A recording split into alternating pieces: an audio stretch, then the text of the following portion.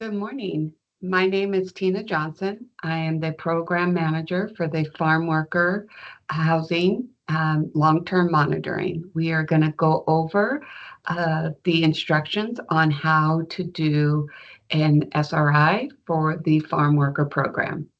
As you see on my screen, I have an SRI here.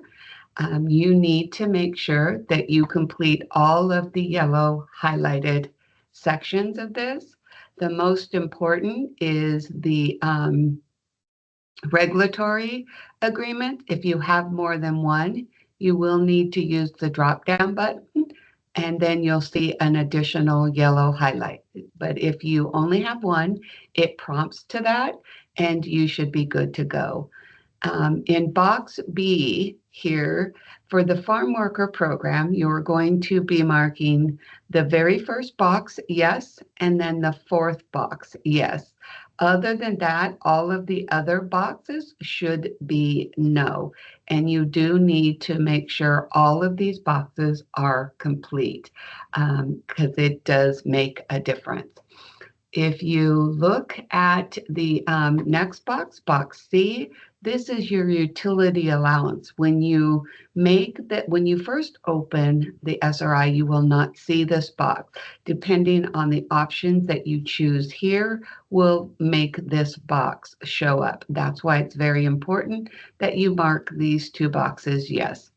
Here is you are going to put your utility allowance amounts. These must match your utility allowance chart that you send in with us.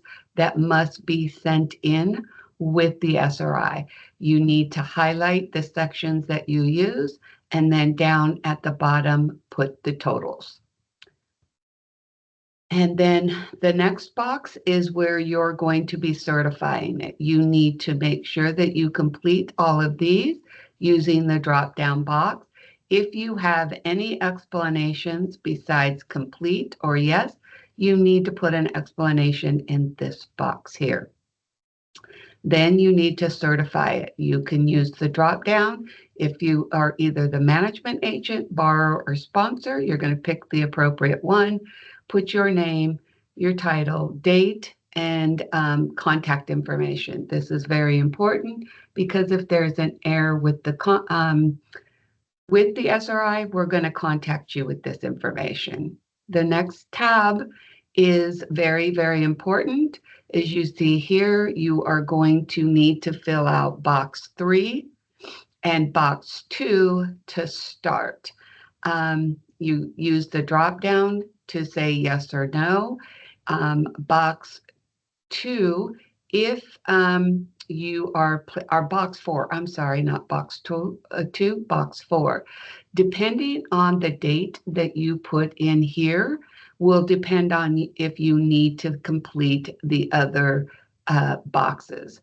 If you put something on or before 1/1/2009, the other boxes will come up that they're not applicable or not required. So then you can move on to the next tab. If you do put a date in here after the 1/1/2009, you are going to need to put 5 and complete 6, 7 down below. If whatever you put here using the drop-down box, you will need to submit those documents to us if you haven't in the past. And here's an example. This is an example of an 8609, which is from TCAC, and it has the placed in service date right here. That's where that number, that should match the date that you're putting here. As long as all of that is correct, we're going to go on to the assisted tab, tab 2. This is where you are going to put the bulk of your information in. So this is the really important form or tab that you're going to complete. All of these tabs that are highlighted in yellow, you are going to need to make sure that you complete them. I'm not going to go over every column, but I am going to go over the new ones. For instance, column B, that we have a new designation here. This is still the manager unit, but it's also where you would be putting the information for the AB 846 rent increase waivers. If you need further clarification or guidance, we ask that you reach out to the memo that was sent out, and also directly with your occupancy rep. Column C, that is the household ID. This must be a unique number assigned to the tenant. It cannot be the tenant's name or any part of, or social security number. The best advice that we usually give is you use the same number your project has already assigned the tenant in your database. That way, if we reach out to you with that household ID number, you will know what tenant we are talking about. Household income certification dates.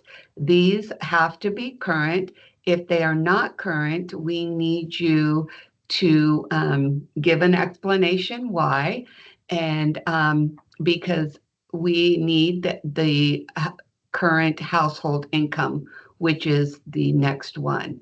Another one we find a lot of errors on is column J, the number of months that tenant rent. What this means is the number of months that the tenant is going to be at this current rent, not the new rent. So if you are asking for a rent increase, and say that you're doing it, this is from January 1 to December 1, say you're going to raise their rent in February, so that would be a 2, and so forth and so on. Columns P, Q, and R must be completed for every unit, whether they're vacant or a manager's unit. These must be completed. For the farm worker program, you will also need to make sure column 0 or column O is completed. You just use the drop down button and you are confirming that a tenant living in that unit is an agricultural worker, which is a requirement to live in a farm worker unit.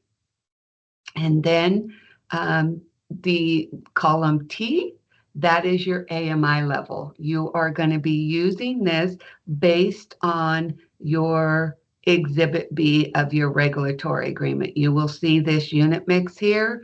These are the amount of units, 1 bedrooms, the amount of units, and the AMI level. So your this should match that. If it does not, your project will be considered out of compliance. So you'll need to make adjustments if necessary to bring that back into compliance. Over here is where you're going to ask for any rent increases. And what that means is this tenant is currently paying $334. You want to raise their rent to $350. So that's what you're going to put there, and it will automatically put the increase amount in this box for you. So you don't need to fill this box out. You're going to fill this one out. If the tenant is getting subsidy, you're going to fill out this information. The current one, if you do not know what the proposed rent increase subsidy is going to be when you're completing your SRI, then just copy what they're currently getting over here. Okay, and tab 3,